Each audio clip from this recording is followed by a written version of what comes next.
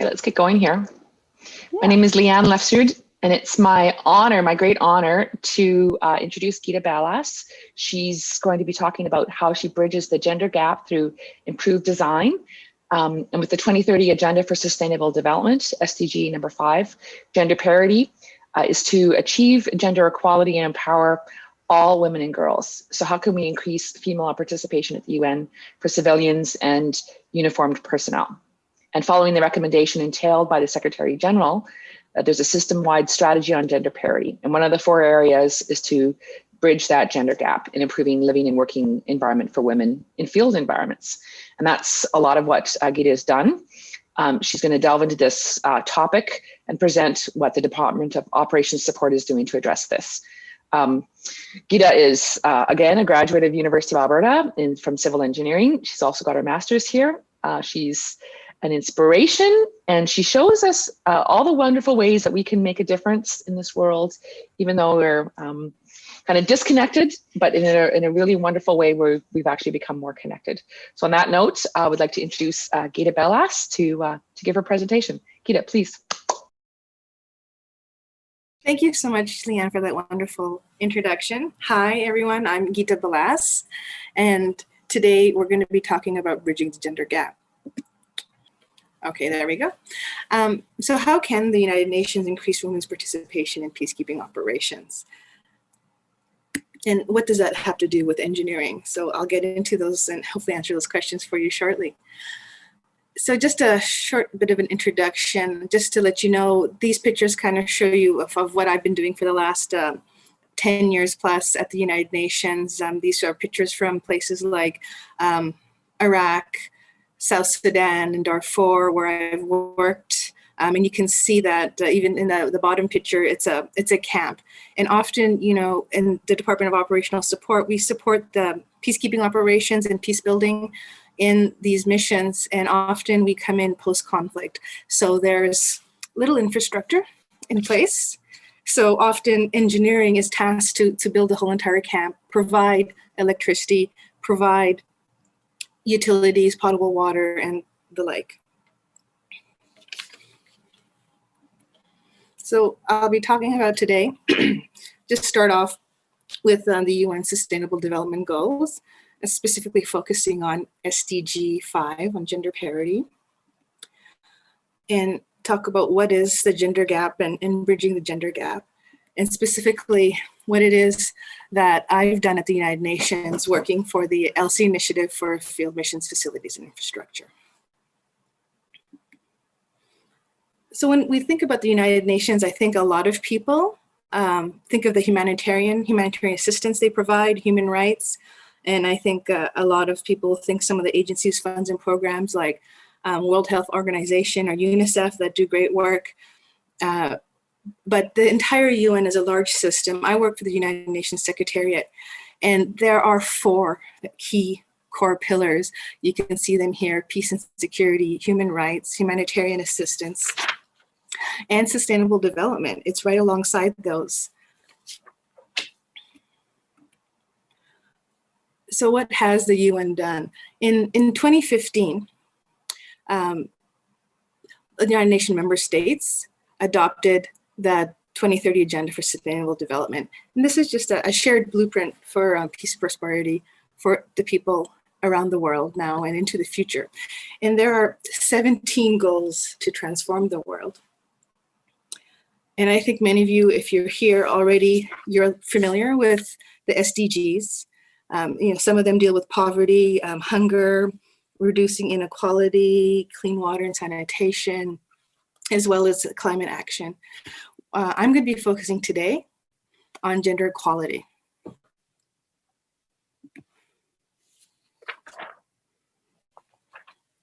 So what is the goal? And we heard Lianne say it in the beginning, so I'll just repeat it because it is quite important. And it's basically, we want to achieve gender equality and empower all women and girls throughout the world. And what is the reason for this? Women and girls represent half the world's population and therefore half of its potential. But today, inequality persists everywhere and it stagnates social progress. And why should gender equality matter to me? I think advancing gender equality is critical to all areas of a healthy society. I think that wherever decisions are made, women should also be involved, for example. I mentioned that the SDGs were adopted in 2015, so now we're at 2021. So how much progress has really been made? We can see in the political arena, the women's representation is higher than it's been before, but there still remains many barriers to their empowerment. And definitely this last year, coronavirus outbreak exacerbated the existing inequalities for women and girls everywhere throughout the world. How does the gender equality affect women? So the disadvantages, even starting early on from education translate into a lack of access to skills, limited opportunities in the labor market, which is also limited opportunities for wealth and independence. So it has such a large impact. The gender gap. There's an amazing book called The Invisible Woman, Exposing Data Bias in a World Designated for Men by Carolyn Perez. And in it, she talks about the female experience is the missing perspective, even to issues that seem entirely unrelated to gender. And this is how she defines the gender gap. Further, these silences or gaps, they have consequences and they impact women's lives every day. It could be something as minor as, struggling to reach a top shelf that's at a more of a higher height for men, or cell phones that are designed so large that you can't really function very well with a smaller hand. But as these examples here, they can also be life-threatening. For example, crash test dummies are often built with the measurements of men, so that if a woman's driving a car, it's not built safely for somebody of her measurements. Or for instance, another example is when we talk about body armor, it is designed for the average men. And I have personal experience in this regard. 10 years ago, when I used to work in Darfur, we only had one type of body armor. And I mean, in Darfur, it wasn't as hot of a zone. We didn't, have to have our own body armor, but it was only one type. Didn't matter if you're man or woman, you just all had to use it. And if it doesn't fit properly, then, getting injured, say from shrapnel or something, can cause, catastrophic, critical damage to you, right? Now I have seen more recently when I worked in Iraq, they did have body armor that was male and female. So, there has been some progress made. But it's interesting how, even if you think 10 years ago, we all thought we were very progressive, but it's just something that was just overlooked. Maybe it was overlooked because the people who were procuring the body armor just thought, oh, it doesn't really matter, men and women, it'll do the same job.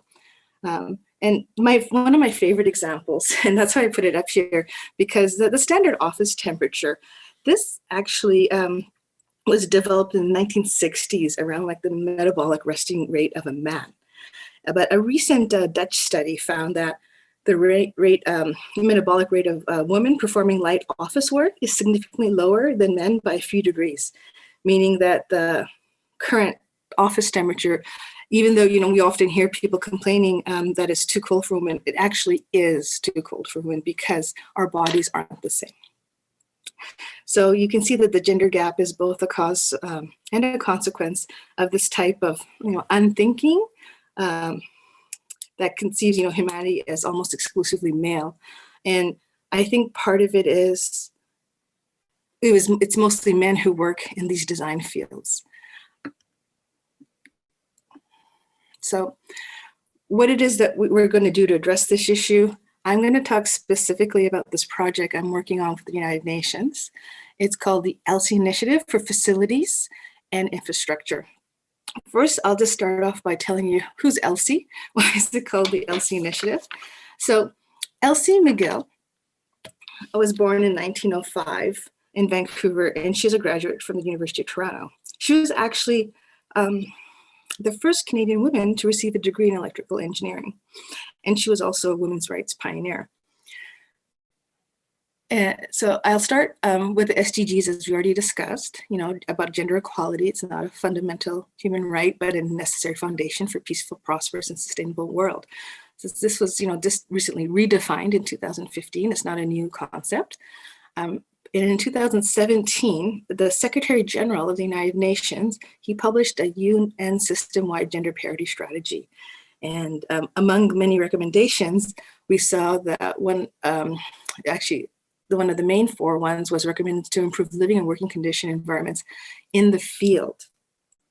This was also the same year that the government of Canada launched the ELSI Initiative, Women in Peace and Security.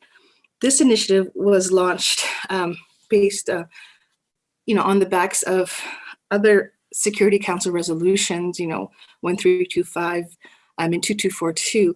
And in these, they're trying to double the amount of uniformed personnel, military and police, in peacekeeping operations, because it has been shown that having more women, it has a long-term impact on sustainable peace. So with that, in 2019, the Department of Operational Support, where I work, established, with support actually from the Government of Canada, the ELSI Initiative for Field Missions, Facilities, and Infrastructure. So before I talk about exactly what we did in the project, I want to just go back and try to define the gender gap that we're working with at the United Nations. When we look at international civilian staff, here we can see non-field locations are places like New York, or Bangkok, or Geneva. And we have close to parity. We have 47% females, so the orange bar is the females. But in the field, when we look at just locations like some of those missions I mentioned, Iraq, South Sudan, Lebanon, and such, and these are mostly non-family duty stations is another thing just to make note of. We have only about 30% representation. And of course, the goal is 50% according to the gender parity strategy. Looking at police, the formed police units, right now we have 11% females. And the goal in the uniform gender parity strategy is 20%. And this goal is for 2028. So if we were to achieve this, we would have to double the amount of women who are being deployed by the member states to the field missions in the next 7 years.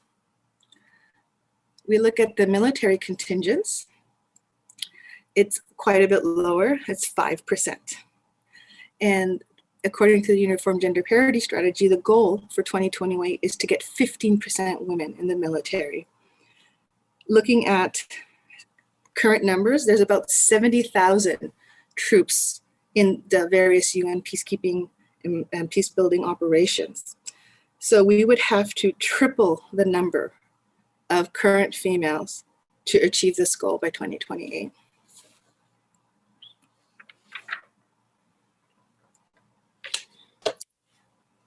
When we look at what is the reason why we have so few women working in this environment? What are the barriers? The ELSI Initiative by the Government of Canada did a baseline study in 2018, and they described 10 barriers to the deployment of uniformed personnel in peacekeeping operations, which can be organized into these 6 main categories. So equal access to opportunities, the deployment criteria, working environment, family constraints, equal treatment during deployment, and career advancement opportunities. The project that I'm working on, ELSI Initiative for Field Missions, Facilities, and Infrastructure, looks only at the working environment.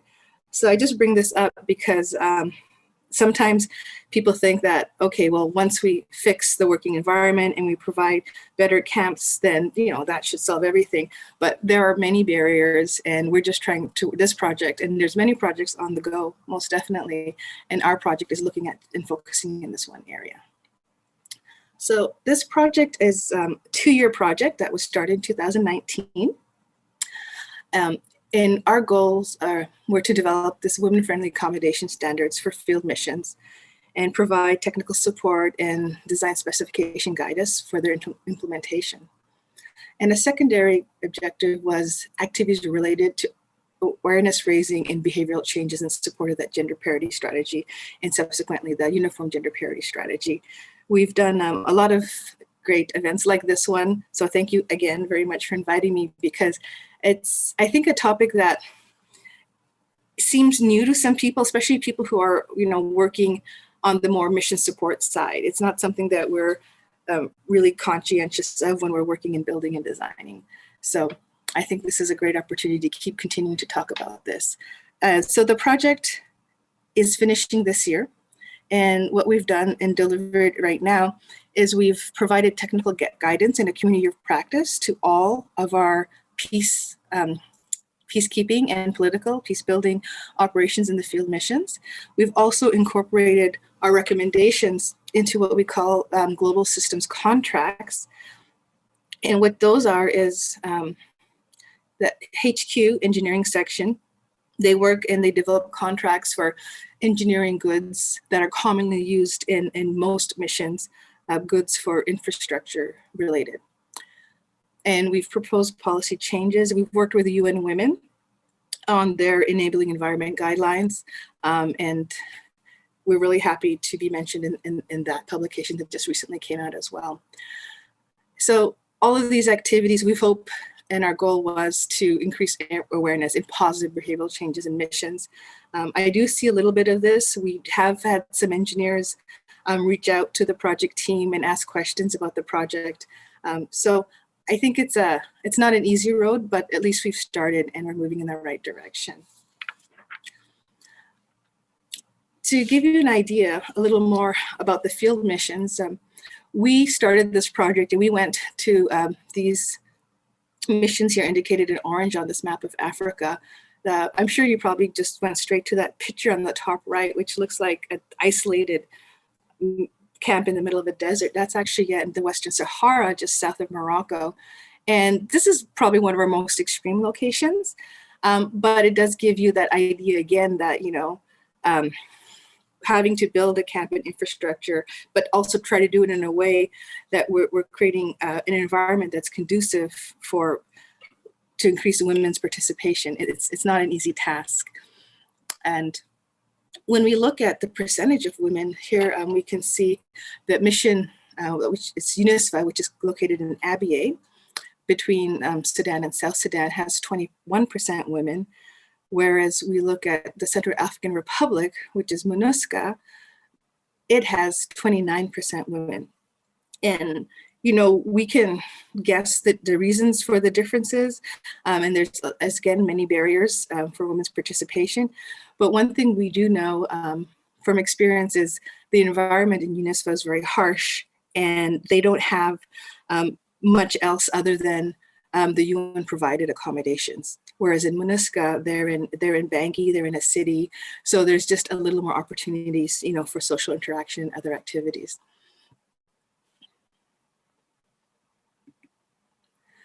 So when we went to the field missions, we talked to as many staff as possible. We had, over 40 meetings to gather feedback about their living and working conditions.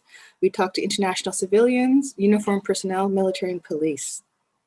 We looked at camps in the mission headquarters, as well as those team sites, which I showed you the pictures of, mainly because the environments and needs are drastically different from one camp to the other. What we found here is the 54% of the feedback were in these four main areas. So living accommodation, wanting improvements to the quality of living accommodation. Next were ablutions, which are the bathrooms and toilets. Third, at 9%, was recreational spaces. And camp layout was at 7% of the feedback. And those are items in relation to the way the different aspects of the camps are. And I'll talk a little more about that as we go on as well. So what we found is that these, the feedback really translated into design-related recommendations, which could fit into these four psychological factors, the first of which is mental well-being. And we're trying to look at things that would improve somebody's mental well-being. So with respect to accommodation, improved lighting and natural light to enhance the interior environment was one example. For the ablutions, we're looking at, solid doors in the showers to increase that feeling of security when you're in a shared bathroom. Recreation space, we want to try to involve more access to natural environments, because often people will spend most of their time inside their accommodation. So we're trying to increase the opportunities for them to have that outdoor. And regarding the camp layout, we're proposing this cluster approach. Often people use the term courtyard, and you can see here what we have is we have 3 accommodation buildings in a triangle, and in the middle we have this a little, what we can call a pocket park, and then on either end in the corners there are the ablutions. This is the way that the military and the police, they have shared ablutions and shared accommodations when they deploy to the field missions. The second psychological factor we found that was really important was physical well-being. And this is comfort. When we look at accommodations, we want to have a flexible design. Here's a layout of an accommodation that's about 28 square meters. And we want to coordinate the furniture with the space. And I think this might seem like just like a no-brainer. It's very practical. We all do this in our homes when we order furniture, right?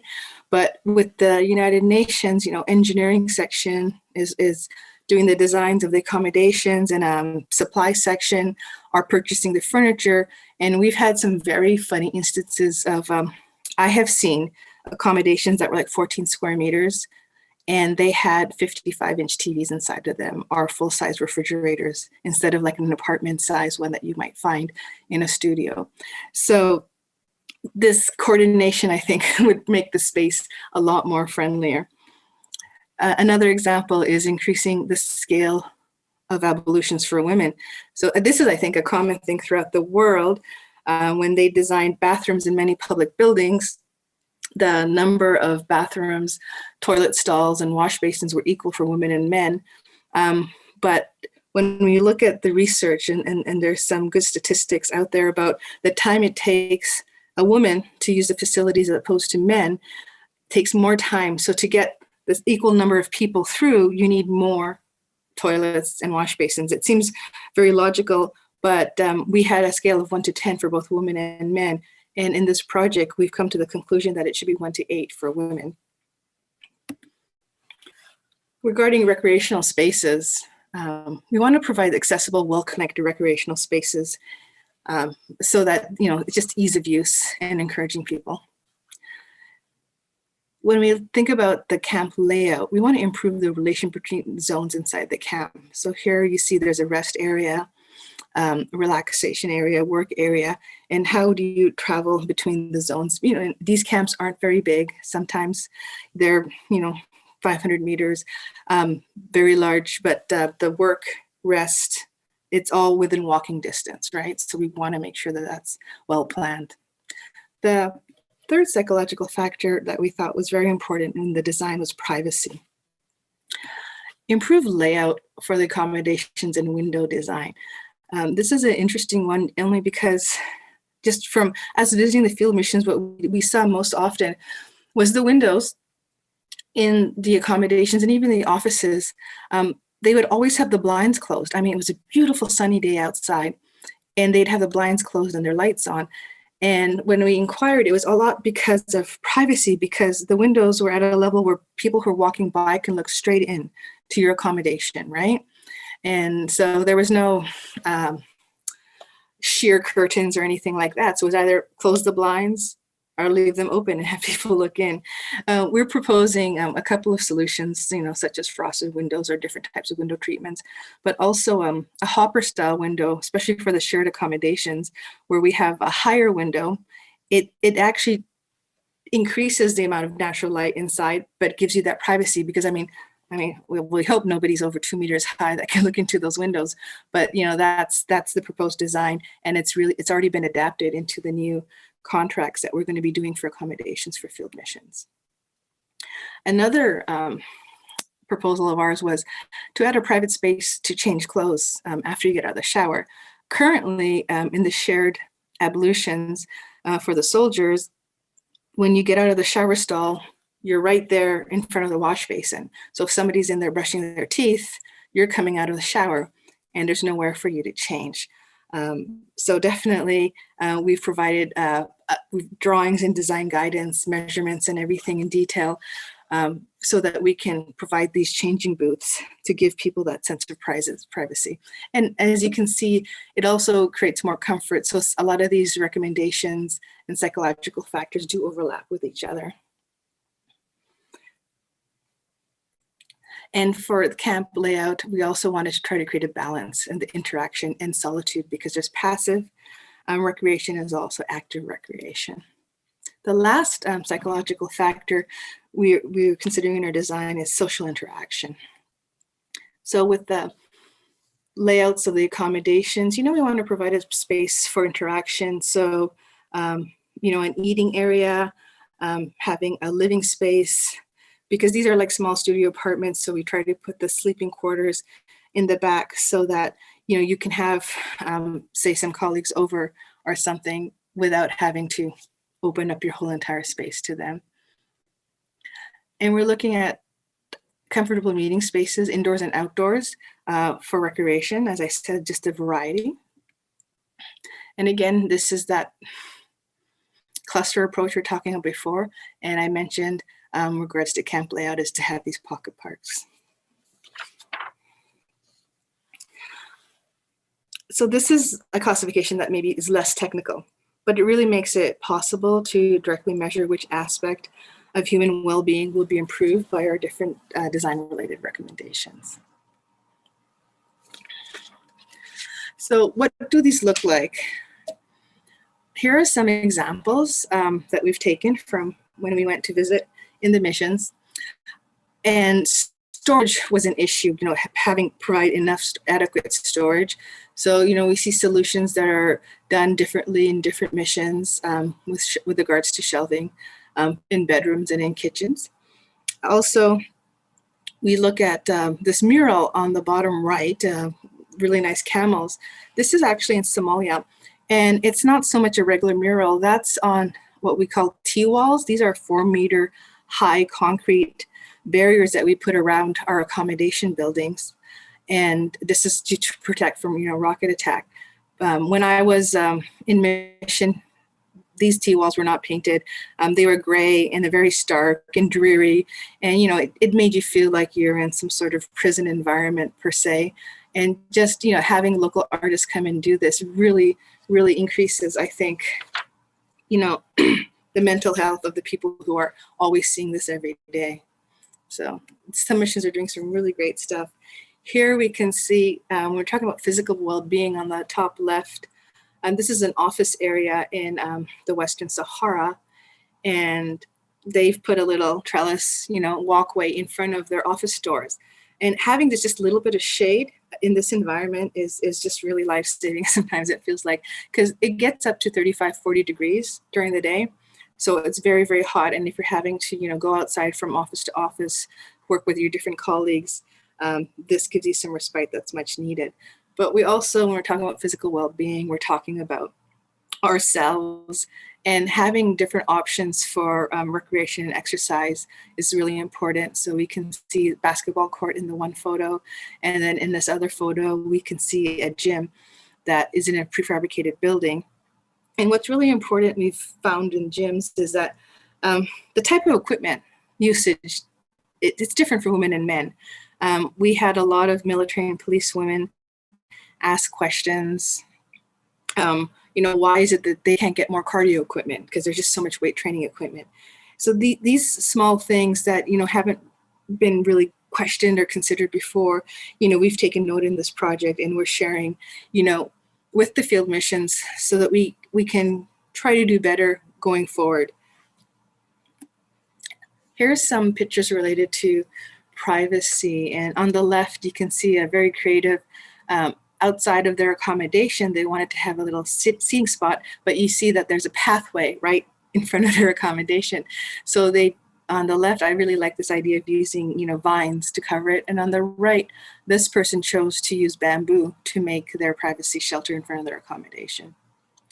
And on the the right here, it's kind of hard to see where the gentleman is walking into this accommodation building. This is a Rwandese Foreign Police Unit accommodation for women, because in a lot of these police in military camps, the women and the men are cantoned separately.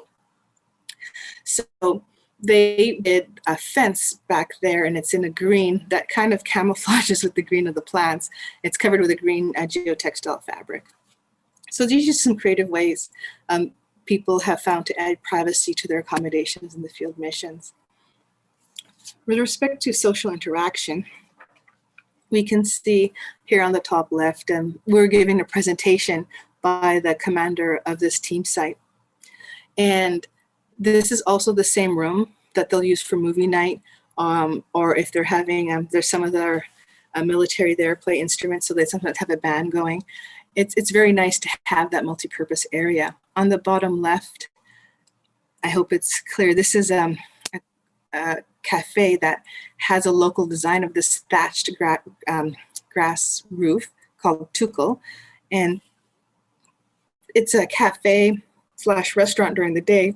And in the evenings, you know, it becomes more of a bar and a place to gather with your friends after work. On the right, with all this grass, this is Somalia again. And they've created an outdoor space with umbrellas, just nice sitting outside, because that mission has to have overhead protection for all their offices and accommodations. So people are, you know, really inside and protected. So just to have this green space outside for a break close to their accommodations is just a really lovely solution that they found to increase their social interaction.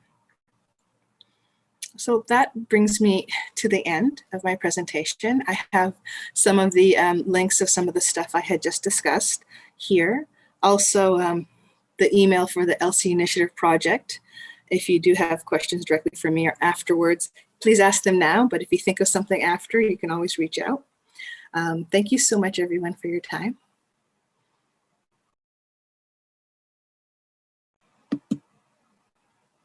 Lianne, back to you. You're on mute. I'm always on mute. It's the story of my life, or my story of my year. It's one of those years. So there's been a few questions with regards to how did you get into working for the UN? What a cool story. Okay, yeah, no, it's a funny one. I always liked civil service. I worked in consulting when I first graduated, but I love civil service. So I started working for Alberta Transportation. And when I was doing my master's, I was one of those crazy people who worked and did their master's. It took way too long. Anyways, so one of my friends, he actually saw the posting on the UN website, and he's like, "Oh, they're looking for somebody with master's degrees." And I was like, "Oh, why not?" And I just threw, like, I didn't just throw it in. I mean, I spent 12 hours on my application. I really did try hard. And it was just one of those things. They were looking, again, back then, this is 2007, they were looking to hire more females even then. Mm-hmm. And I applied. I didn't have any experience internationally. I only worked in Alberta. Mm-hmm. I mean, northern Alberta, but it's not that different than southern Alberta. So yeah, it was really great. And I do encourage, I mean, it's the UN for engineers, but there's lots of other types of jobs, of course. There's not such a big pool, right? Because the other types of work really dominate the UN. But I think it's good to just think about those other places where we can create an impact and we can work as engineers. And a lot of people think it was aspirational to go apply for the UN just like that, but I did, and it worked. So you might as well try. Yeah. So what would you recommend to folks, that they go to the UN website? You know, are they looking for certain kind of expertise? Yeah, no, there's there's thousands. I mean, I can't remember how many hundreds of thousands of us that work for the different aspects of the UN I mentioned before. I work for the Secretariat, but, you know, there's the missions, there is all the agencies, funds, and programs, so many throughout the world. But yeah, careers.un.org is where the Secretariat hires, but all the agencies, funds, and programs have their own websites, and you can always, that's an easy Google search, but I would recommend it because we are still actively, like, as I said, I talked about the gender parity strategy, and I talked about the focusing on facilities and infrastructure, but they are really focused on recruiting females. So I would definitely encourage any women and men as well, if to apply, but we are focused on that. Okay. So we've got a question here too, in terms of, have you done follow-up research to see how your design changes have affected either the attraction or the retention of either local or non-local folks into the civilian operations? Yeah, it's a really good question. Since we just got to the end of the project now, we have reached out to ask for feedback. We received feedback from some of the missions. And recently we took a look at the numbers. For international civilians, there wasn't much difference between now and 2 years ago. But for military and police, there's been a couple of % increase, which is really good. So that's just telling us the member states, the different countries are doing better than the UN is in recruiting females. And actually, we have some great news, actually. The government of Canada has actually agreed to do a follow-on project with the United Nations, looking at the implementation and building projects in the field. So that's hopefully coming up, and it's very exciting because it shows just the interest and the impact of this project, and how everyone, they really think it's quite important. So do they show pictures of the accommodation, for example, when they're doing recruitment? Would that be part of their recruitment materials? You know, it's interesting because it does vary from mission to mission, because the HR in the missions. I know that when I was recruited, I was given something, and this is like in 2008, a booklet about Darfur. Still, I didn't understand, and then I talked to some people before I went. Still didn't really prepare me. But what we've noticed is, and we're doing, we've drafted a survey, and this is something that we'll do in our follow-on project, to look at people's, to answer that question, how does it really impact? And what we are finding through this word of mouth that's out there, right? There's okay, this mission is really rough. There's nothing to do. There's mosquitoes everywhere, what have you. So that, this is one of the things that we've noticed, is that people will talk about, and so certain missions are more preferred. Like I was showing you the percentage of women based on those different countries, and CAR had more women, because they just have more to offer. Yeah, fair enough. So some of the camels on the T-walls are really beautiful. The trellis, the plantings. Do you find you get certain requests depending upon kind of the region or kind of the religion, even, for certain kinds of design accommodations? Yeah, and and we're not architects that are doing designs right? We do kind of a blanket design for everything, but we have to incorporate, and you just said very smartly, I haven't talked about it, but cultural aspects and religion aspects, that different women and men will ask for, and it's also really, it's, so many factors that go into it, but security, you heard me mention a couple of times, security is very, very much a big part of how they design. And that's why, with this project, we were looking at the elements of the infrastructure, and these more aesthetic things are often done locally, and they were done themselves because somebody took initiative on that ground. But yeah, we're sharing these ideas so they can see what other missions have done, so they can learn from each other as well, which I think is very important. Yeah. So on each mission, they have the ability to tailor it to their own needs in many regards. Yes, our UN missions are actually quite autonomous in the way that they do their engineering, design, and construction. And so that's why you'll see something only in one mission and you won't see it in another mission. But as I said, the headquarters, we do work on those global contracts for goods like the accommodations, the abolitions, and different physical security aspects, water treatment plants, and all those. So those are the same, and they go all the missions. So that's why it was great that this project was based in headquarters, because we gave our recommendations. We're working with engineering section, and they're going to be incorporated. So now, without having to try so hard, the accommodations are going to come, and they're going to have some of the things I just mentioned already incorporated. So without them having to try so hard, they already have these improvements for females. But obviously, everyone gets to benefit from this perspective being incorporated into design.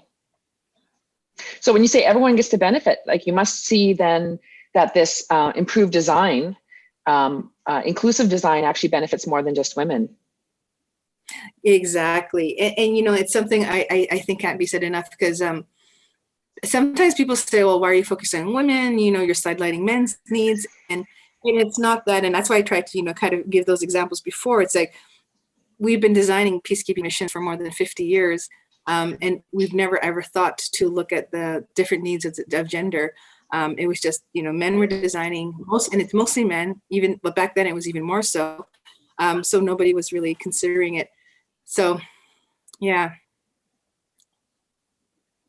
I got lost. So what are you most proud of in terms of what you've done? Like, what excites you? What are you, like when you tell stories, what are kind of the cool and inspiring stories? You know, I'm proud of just kind of being out there and actually just setting that example and being an advocate, because, you know, you can work in a male-dominated field and just work, and you're setting a good example, of course. But even and these things just kind of creeped into my head. I have this one story from when I used to work in Darfur. And my boss, you know, he said, oh, you know, we need more. We used individual contractors, or laborers, I should say, for some of our designs, local construction in the camps. And I noticed that it was all men in our UN that we hired, local men. But when I was outside, I saw a lot of women carrying baskets of rocks and working in these fields. And I'm like, okay, if I see women out there, there's no women in here. And I took the initiative. I asked my boss if it was okay if I did this. And he's like, sure. So I talked to the gender officer in our comp. And then I actually knew people from UNICEF and UNHCR and the other, we call them UN country team, the agencies, funds, and programs. And I let them know that we wanted to hire women. So when we advertised, we encouraged women to apply. And it was the first time we had 6 Sudanese women come work for the UN. And, you know, the amount of money you can make, they pay a really fair wage, and it's actually higher. Like whenever we go into any country, everyone wants to work for the UN because it's higher than whatever locally they could get. So I was really, really proud of that because it just, no one else was taking the initiative. It just seemed to me like it's so logical. I see women out there, but there's none in here. What's creating the imbalance? And it was because the men who were in there only told their male friends to come apply, right? So there was no outreach and advocacy to the women. So that's, I think, what I'm most proud of, is just to go out and talk about and try to share and just, you know, enlighten people and kind of get people to start thinking in a different way about something that they thought one way for so long. Yeah. So you're finding then that the work that you're doing has spillover effects beyond your engineering projects, right, to other sectors of the UN and its operations. Yeah, you know, most definitely. And, you know, I have to thank our Assistant Secretary General, Christian Saunders, is a huge, huge supporter of this project. And he will go to meetings. And he was having a meeting and they're talking about the strategy for furniture. And he asked them, well, what did you incorporate from the ELSI Initiative? And they were just like, what? So it was really, and then they come to me and they're like, Geeta, and I'm like, well, we have these recommendations and we have these documents, we have these designs, and they're like, oh, you've done all, and they're like, what about this? And we had, you know, I'd say the luxury, because we were a design team and a design project, to actually do a lot of this research, where if you're kind of just working on design, you know, it needs to get done because you need to get the contract out there, you need to purchase the goods. So we've done that work, and we're trying to promulgate, and that's the hard part. We just started here in January to let the field missions know this information is there, and now the challenge is to get them to start using it more so. Yeah. So it's being adopted then for office layouts, for other aspects of design for the UN. Yeah. So I mean, we have layouts for accommodations for offices. We've done specifically a military camp and a police camp. We've done them, actually, the police camp was done in collaboration with the Department of Peacekeeping Operations and the police division. And we did a military camp with collaboration from the Office of Military Affairs. And I got to tell you, a couple of years ago, I would think, oh, it's the same, right? Military and police, but their functionality is so different.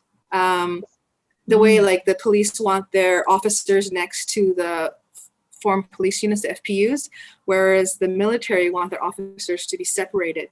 And it's just, you know, that's just the way that they do. And this is where mentioned culture. Culture comes big into this because the military and police, the UN doesn't have military and police, right?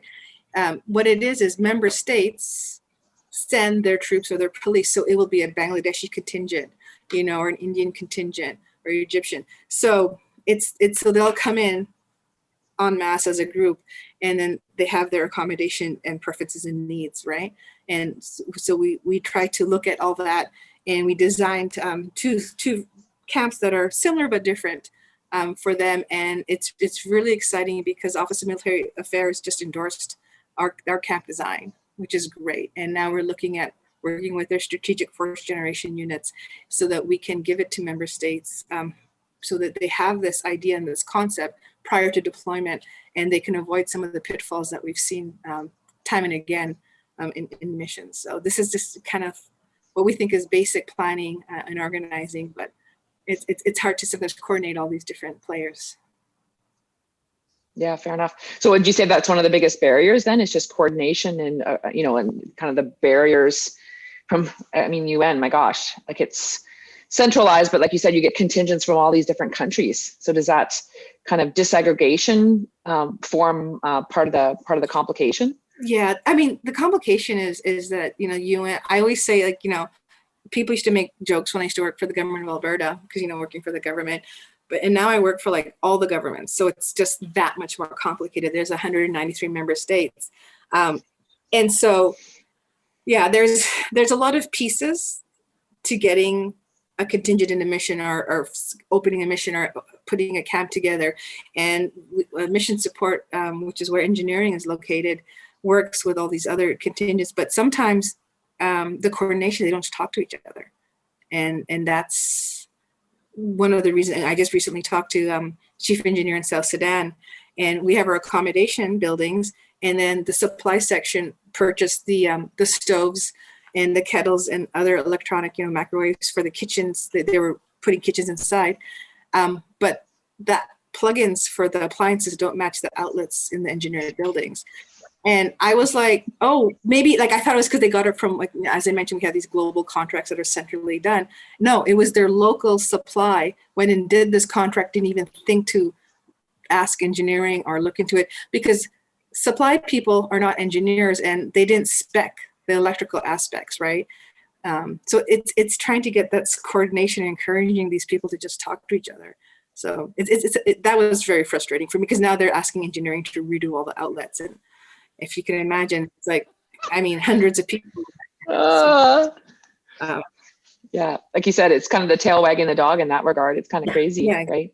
But the fact that you've got these design standards and they're being adopted across the UN for in these other operations is fantastic, right? And having so would you think that having an advocate in terms of the Assistant Secretary General has been kind of the biggest breakthrough, or what really helps? I think it's a lot of things. One is, we've done a lot of ourselves outreach. I didn't even mention our stakeholders, but you've heard their names as I've talked about through the presentation, but getting together and having UN Women and military and police, because they have their own networks. And it's amazing because UN Women, they're actually the stewards of the ELSI Initiative Fund, which is just another umbrella aspect of the ELSI Initiative. And, they came to me and they're like, oh, Senegal is looking to deploy, but they want to know how they can do a gender strong unit. Do you have, camp? I'm like, well, yes, we do. And it was just, because we already have been talking to people in all these various aspects, it's starting to grow and build, right? And that's what I'm it's excited to see, but I think we just need more of that. And the ASG definitely helps a ton, because he does shine that spotlight. And he's very supportive. In fact, when we did go to the field missions back at the beginning of the project in 2019, he was the one who introduced us, to the SRSGs, the Special Representative of the Secretary General, which is the head of the missions, saying, okay, these people are coming, can you please accommodate and make sure they get. So then we were treated better than I worked in missions for years, and I had never been treated this well. They set up meetings for us, they took us here, they took us there, they made sure that we saw everything we needed to see and talk to everyone we needed to talk to. And that I think, set us up on that right foot running. And that's, I think, why the project is a success. So definitely, I would say that is very important. Have that buy-in from your senior leadership.